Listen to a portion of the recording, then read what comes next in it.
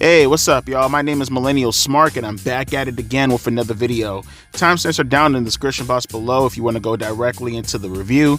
But just real quick, I'll make this real fast. This is my last time talking about this subject. I promise you, I promise you, I promise you. Look, in the end of the day, the narrative has already been sown in, right? The seeds have already been planted, and that motherfuckers are growing right now. I can't do anything about it. These people that are talking like this, they don't want to go out of their way to go watch the video to see what I actually said. They already have a reason to want to hate me because I talk shit about AEW all the time. There's nothing I can really do about that, right? The context have already been sown in, right? Now, everything is off limits. All my content is available for them to want to take apart, and you know, they want to purposely take jokes and pretend as if they aren't jokes and pretend as if what I'm actually saying, never mind the tone of my voice, never mind me cracking jokes about multiple things, never mind how I'm laughing about it.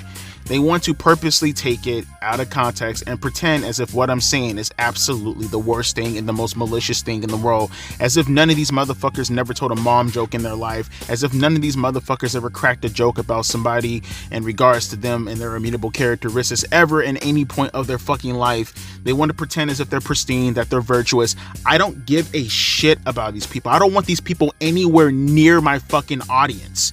All right, fuck these people. AEW stands, people on the left, people who are just completely just brutalized and just completely just almost homogenized as far as the way that they think in regards to professional wrestling. I don't need these people. Fuck these people. They can think whatever they want to think about me. In the end of the day, I'm not going to respond to any of their comments because it's not going to do a damn thing. They already have their narrative. It's already sown. It's done.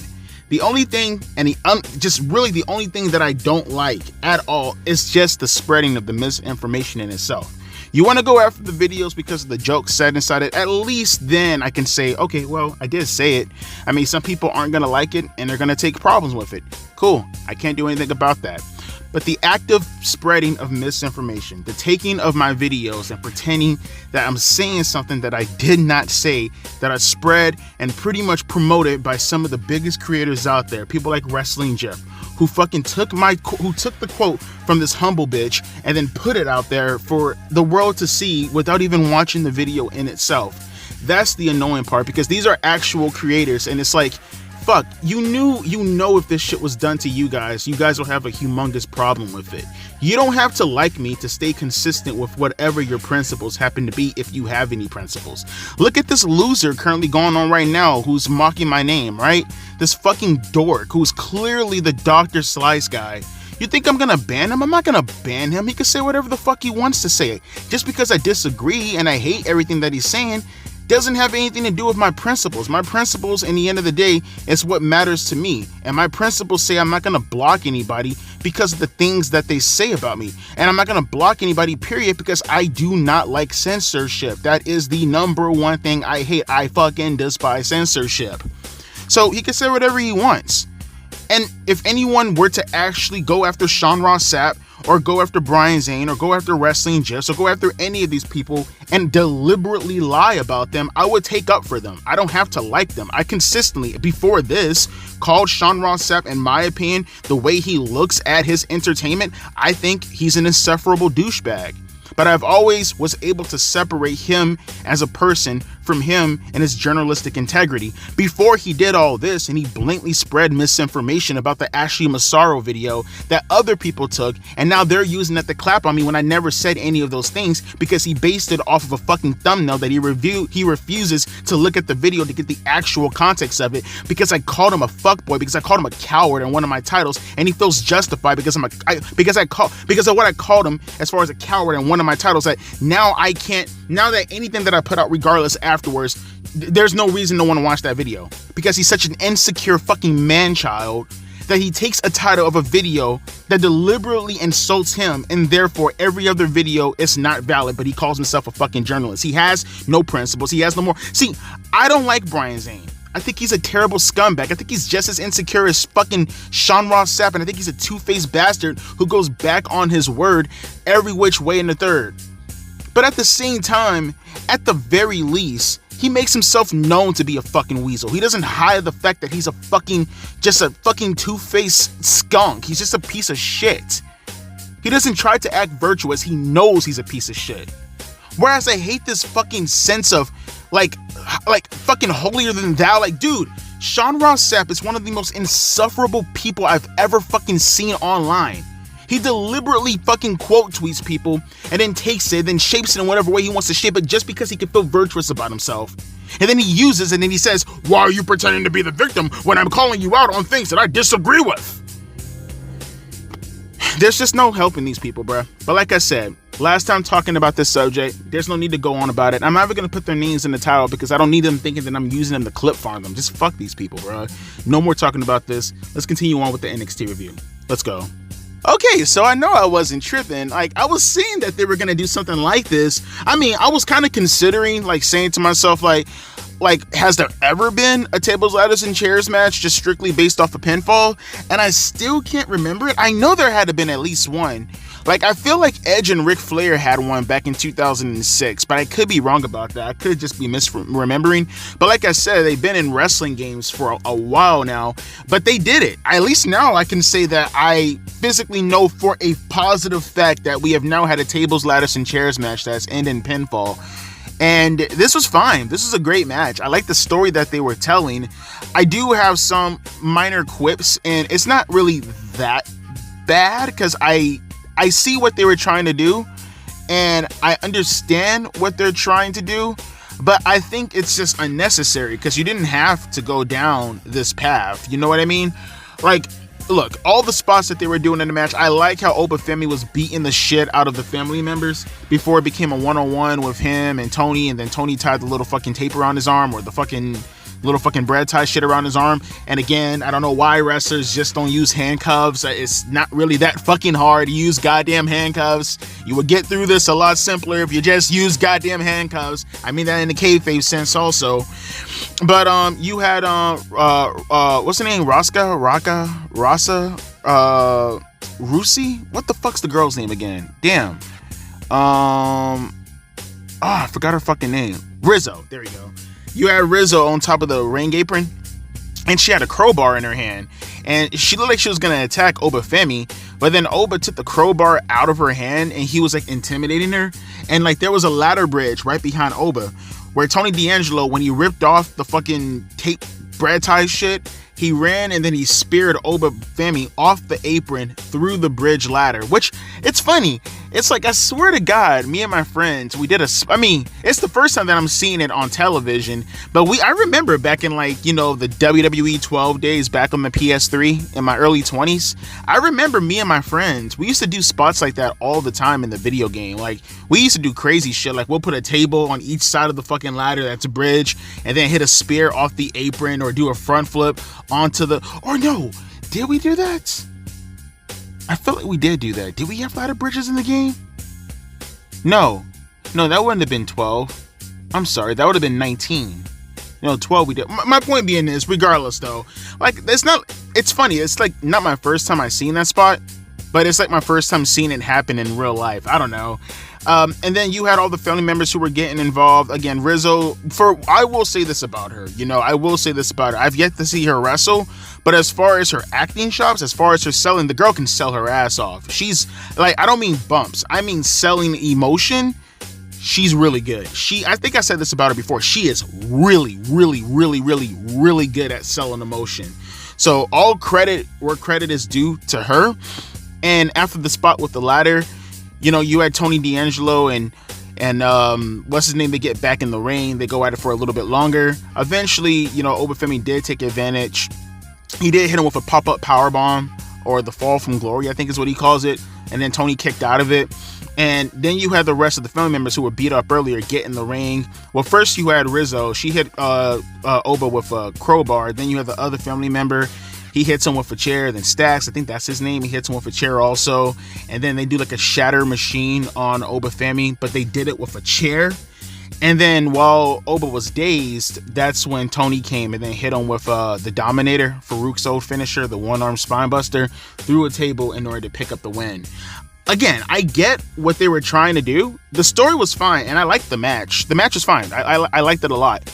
It's just that I kind of felt like they complicated things way too much. There was no need to have to go through all this if you just would have made it like, a belt hanging from the rafters. You know what I mean? Like, again, I know what they were trying to do from an innovative standpoint, because like I said, there had to have been at least another TLC match that had a pinfall. I know there had to be. Again, they wouldn't put it in the video games if that wasn't the case. I just can't remember off the top of my head, but I know there had to have been at least another one. But, it's something that rarely happens. Rare enough where I'm a fucking wrestling historian. I don't know when the fuck else this ever fucking happened. But they went down a path to protect Oba in a way that, like, you could have still protected him without him having to take a pinfall. Because in reality, I think you just make all the members look weak. You make Tony D'Angelo look weak as fuck, right? I get the size difference, but like, Tony looks weak. The way that he had to get all of the family members to pretty much take out Oba after Oba beat the dog shit out of all of them, you didn't have to go down that route. You could have easily just made it a ladder match, and he could have just outsmarted Oba, and no one would have taken a pinfall loss. Tony could have got the strap down. He didn't pin him. He didn't have to use his friends to do anything. He just outsmarted Oba. The same thing that you did with Jeff Hardy and The Undertaker, but Jeff Hardy this time succeeds. As far as the booking is considered, you could have done the same thing with Oba and Tony. And like I said, I get what they were trying to do. I just felt that it was going down a complicated road for something that was pretty unnecessary to have to do. But that's just my opinion. I like the match regardless. And yeah, good shit. Nice way to start off the show. Continuing on.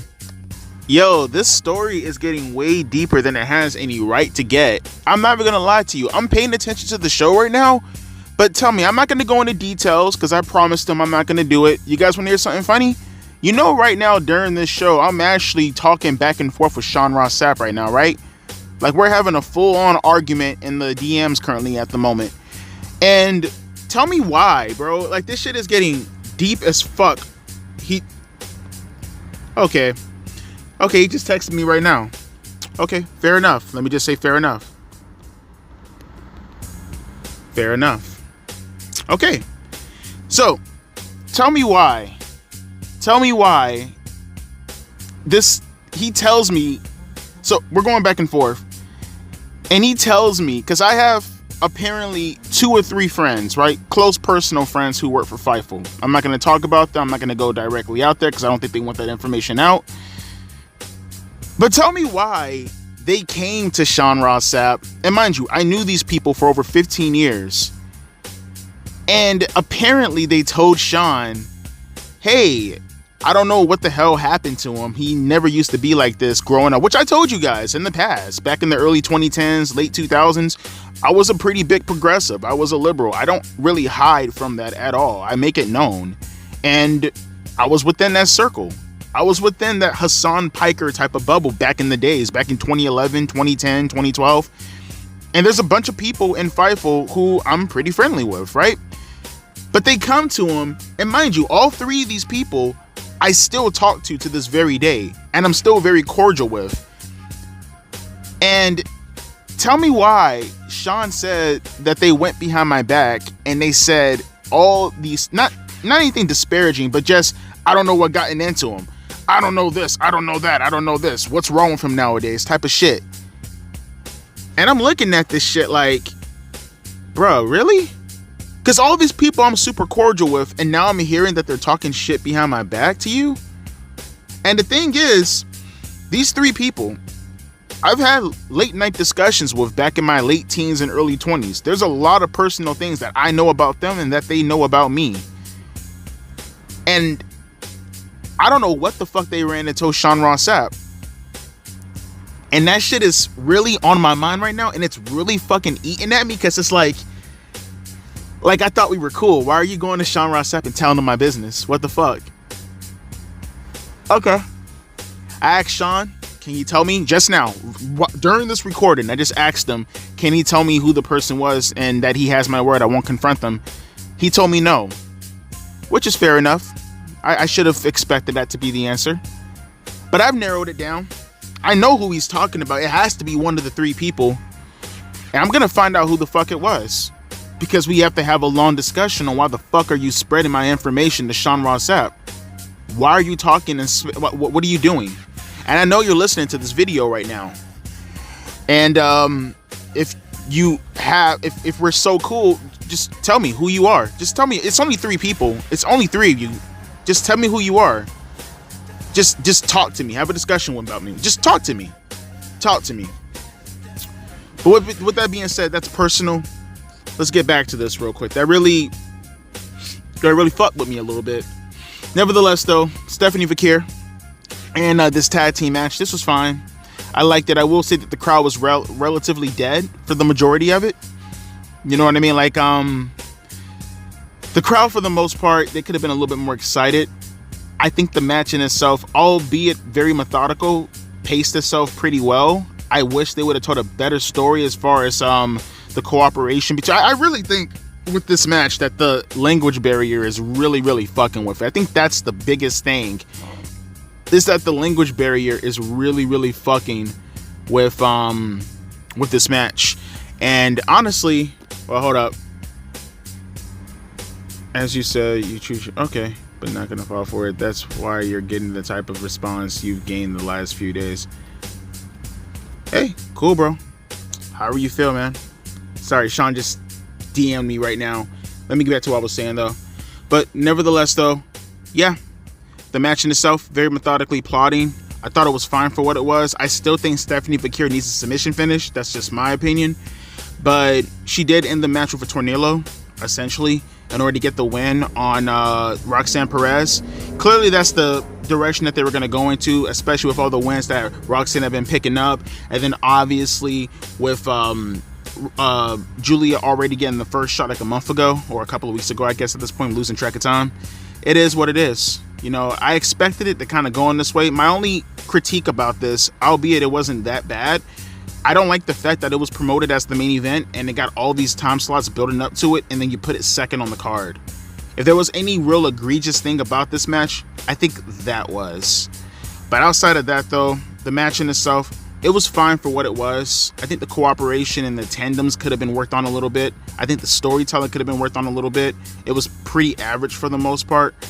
But I see what they're doing, and they're having a bit of continuity going forward into the next couple of shows. And for that, I can absolutely see. Nor do I think Stephanie Vaquer is going to take that championship from Roxanne Perez. But then again, what the fuck do I know? I'm already, right now, 1 for 2, I think, right? But with that being said, continue on with the show. Let's go. Man, that really rubbed me the wrong way. All right, so the ambulance match just ended right now. Honestly, bruh. Honestly, I can't get over this, bruh. We just, okay, now officially just now, we just ended the DMs with Sean Ross Sapp. Oh boy, I got such an exposed video for you guys. I was never gonna actually post the DMs. Now we're gonna post those DMs. That's the last I'm gonna talk about it. We'll get to that probably maybe tomorrow. We'll get to that. But really quick though, because this is what we're talking about, the ambulance match. So I thought it was a good match, honestly. I thought it was fine for what it was. And to be quite frank, you know, it was just one of those situations that I don't know. I kind of felt like the lack of intensity there. Like, is it just me, or like, did anyone else feel like a lack of what would you say, intensity? Right? I just felt that it wasn't all the way there, in my opinion. Now, granted, everybody else can have their perception as far as how they felt about the match.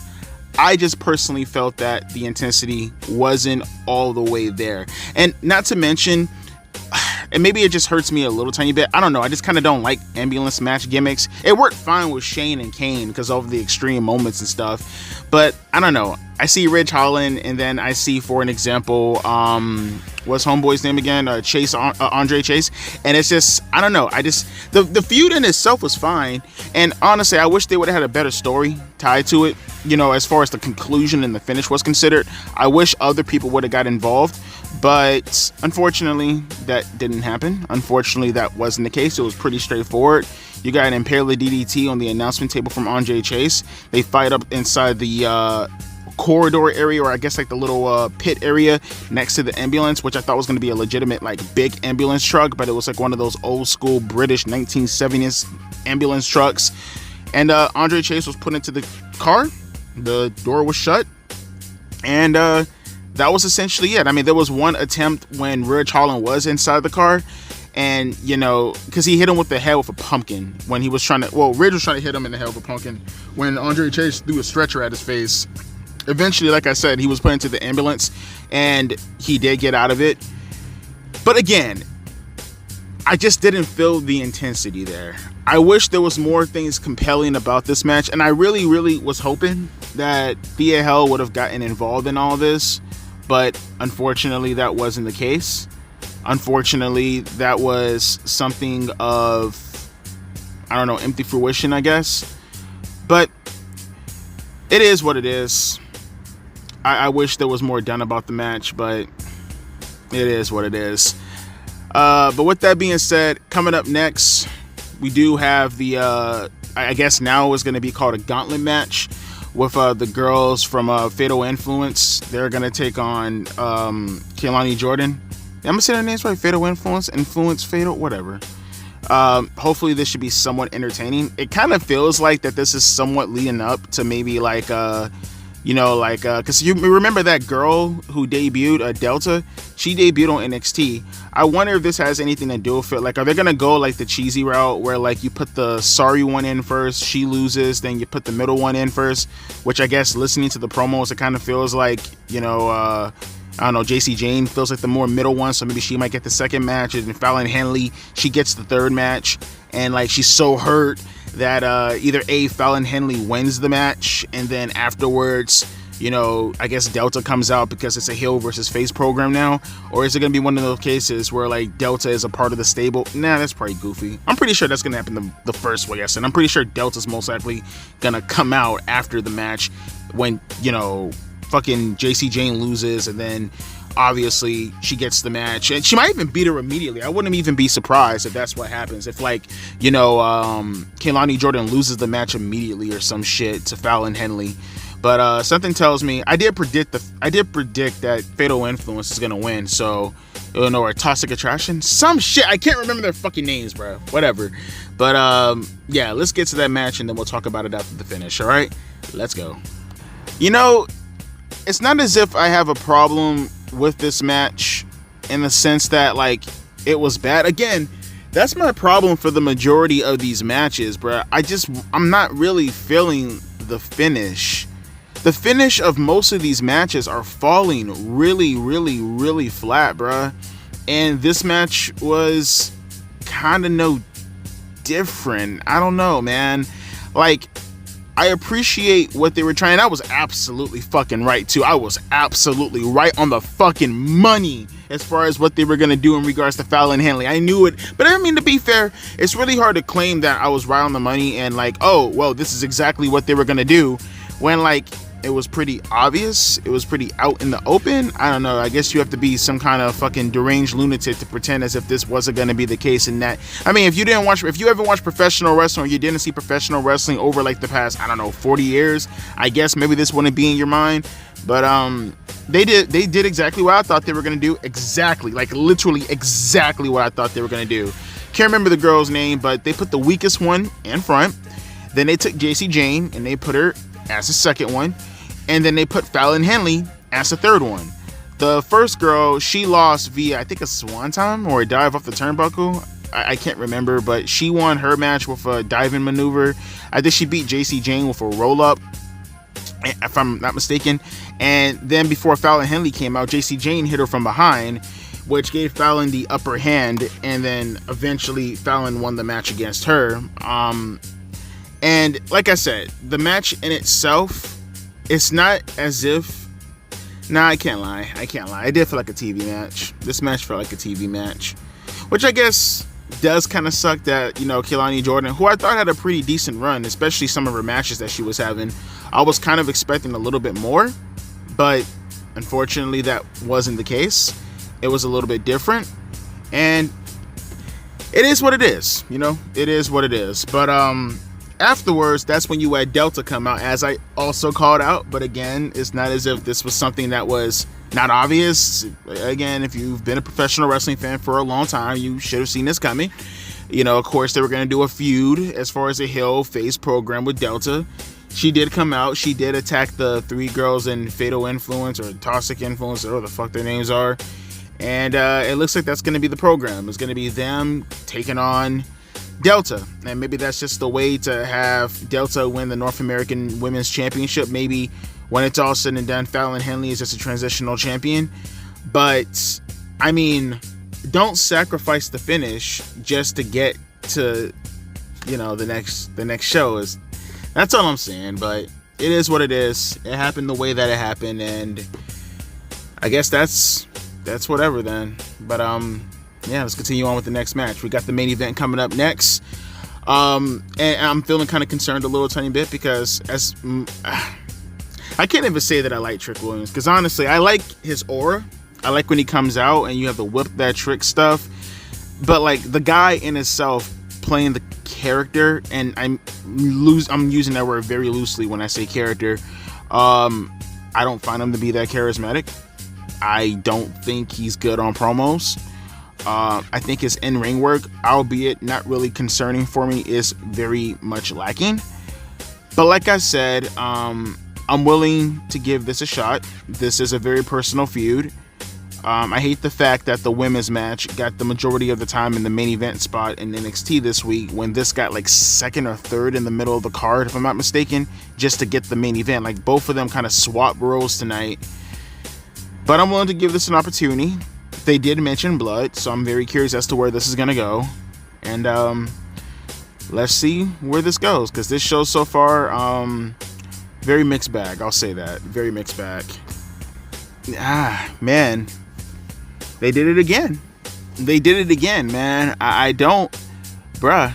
Like, Trick Williams and his matches, bruh, they're so uninteresting. They're so... not bad in the sense that, like... How can I put this? It's hard to describe Trick Williams matches, bruh, because they're not necessarily bad in the sense that, like, they don't produce anything. I just mean, like, it's bad in the sense that it's really, really boring. It's very predictable, paint by numbers. There's, like, no cool out of nowhere finish. There's, like, no cool setup. There's no cool sequence. It's just, he hits you with a weapon, and then trick knee.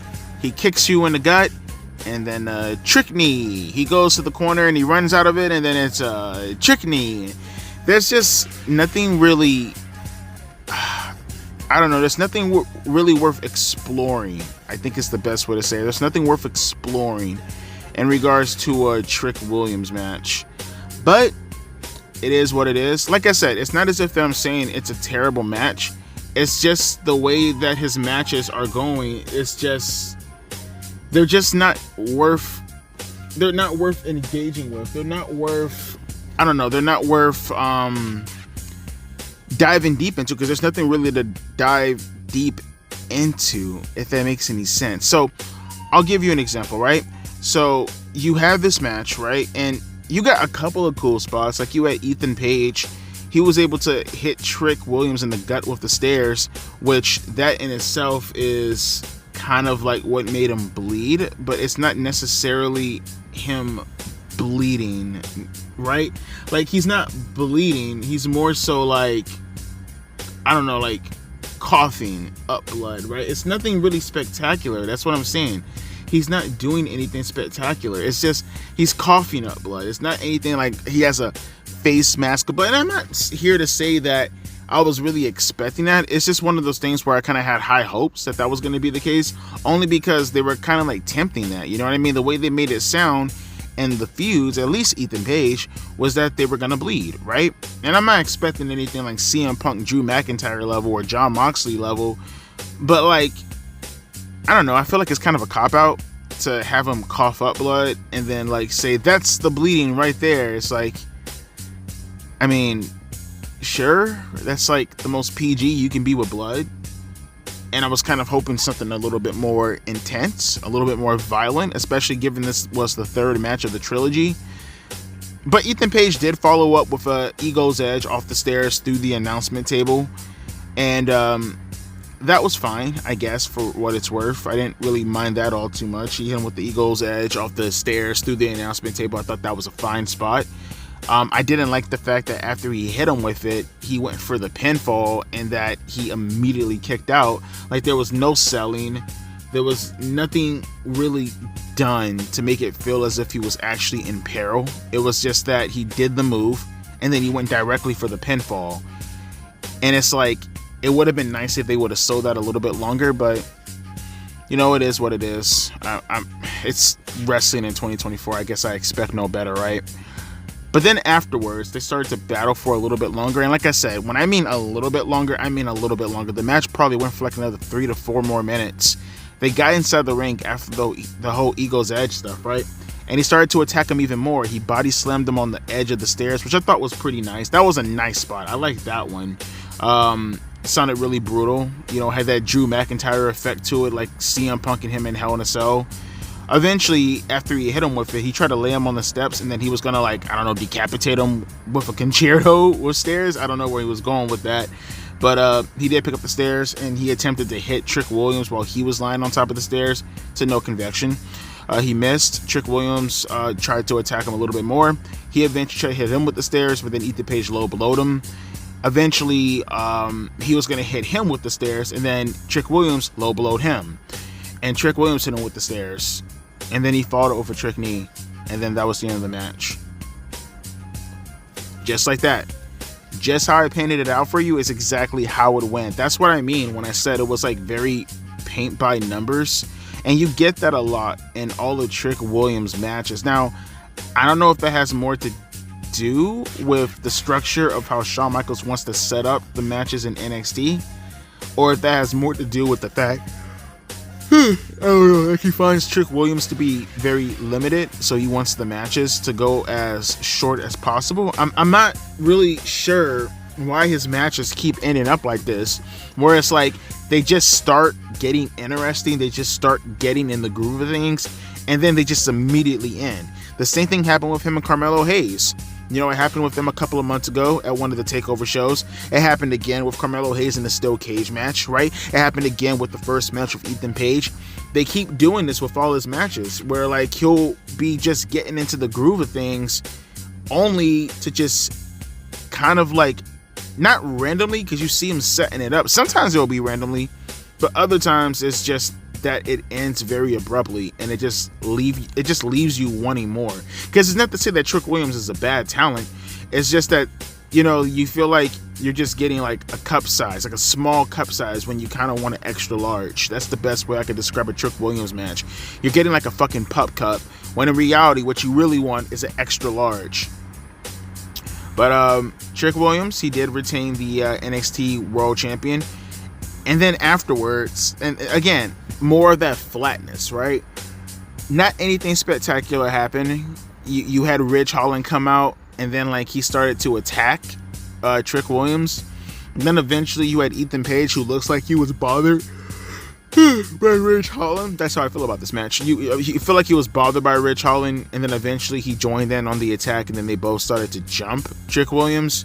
And then afterwards, Bully Ray, who was sitting in the audience the entire time, kind of giving like a play-by-play a little bit, he'll constantly have some of the guys from UFC walk up to him, some of the UFC TKO people walk up to him and interview him about some of the matches that took place.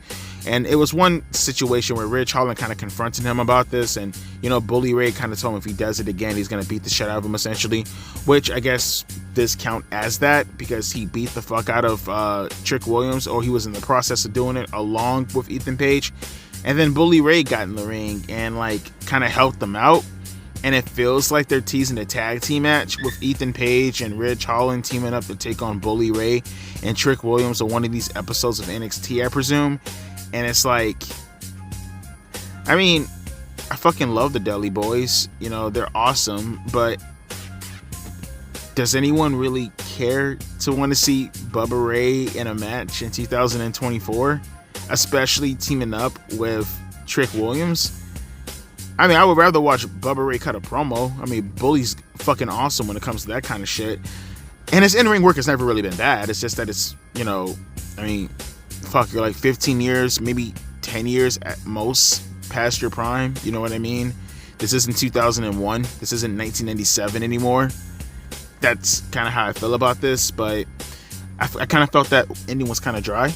Again, I fuck with Bubba Ray. He's a legend. But it's just I just felt that it just felt really dry. Everything about this match felt really dry. Nothing really felt compelling. It ended very suddenly when I was just getting into the groove of things in regards to the match, and just the post-match stuff just wasn't really appealing to me. But it is what it is. How I felt about this show overall, again, the matches in themselves weren't bad necessarily. It just kind of lacked a lot of them, like actually all matches. I can't say not one match I didn't have a problem with. I guess the best match of the night would have been the TLC match earlier, but even then I disagreed with the booking, right? I don't mind the actual match and how it played out, but I very much disagree with the booking in itself. And then everything else, I just didn't really care too much for the finish, or I didn't care for the enthusiasm of the crowd or lack thereof. The tag team match with the women was Stephanie Vaquer and Giulia, and going up against Cora, Jade, and Roxanne, Perez. It wasn't a bad match necessarily. It just lacked. You know what I mean? It just lacked. And then the crowd participation, or as I said, lack thereof, really played into that. I didn't like that all too much. Like I suggested with the ambulance match, they tried. It wasn't bad, but it just felt like, again, it lacked. It lacked a lot. I didn't like the finish all too much. It felt like it was a little bit too rushed. And again, just the selling from Andre Chase was kind of atrocious in my opinion, but it is what it is. And then we have we go over the gauntlet match. I didn't think that was all too terrible also, but like I said, the finish of it, and then afterwards with Delta taking out everybody, felt very transparent. Felt like it was incredibly predictable. I called it before the match even fucking happened, just to let you know how predictable it was. And just this main event was just your paint by numbers Trick Williams. I feel the same way about Trick Williams right now as far as how he goes about his matches as to how I feel about John Cena during his 06-07 year-long reign. I don't know, his matches just feel very predictable. I wish he would do something about that. And like I said, overall, I'd probably give this show a maybe 6.75, and I think I'm being kind of generous. It just felt like an extended episode of NXT rather than actually feeling like a special, I think is the best way to say it. Like I said, nothing was offensive. It just, you could have done more. I just thought you could have done more with most of these matches, or the booking in itself just it just left a lot to be desired. But let me know your thoughts down in the comment section below in regards to how you feel about the topic. I think I said earlier that I was going to make a video about Sean Ross Sapp and stuff like that. I even told him in the DMs that I was going to do that. I just really want the situation to go away. Not go away. I don't give a shit who talks about it, but go away in the sense that I want to get back to just making content not related to the whole fucking drama, because drama sucks in the end of the day. But if he goes or says anything about me, I took all the pictures. I have the DMs ready. I'm not going to make a video. I'm going to be a little bit more charitable, and I'm going to ignore the situation. But the minute he says anything in regards to using my name on his show, I will prepare this, and I promise you, I will use every resource of my being to prove everything of what he said in regards to how he painted up the context and that what he admitted to in the DMs. I promise you, I will reveal this and I will expose the shit out of this motherfucker. I'm gonna let this shit die down. I'll see how it goes. If he says anything, my God, I swear to God, I have every bit of the DMs to expose this motherfucker, even admitting the things that he's done. And we'll keep it at that, though. We'll keep it at that. Keep it casual, and we'll keep it copacetic. With that being said, my name is Devontae, and I'll be catching you guys later. Deuces, P. And I said Devontae, Millennial Smart. I'll get used to it. Deuces, P. Ice.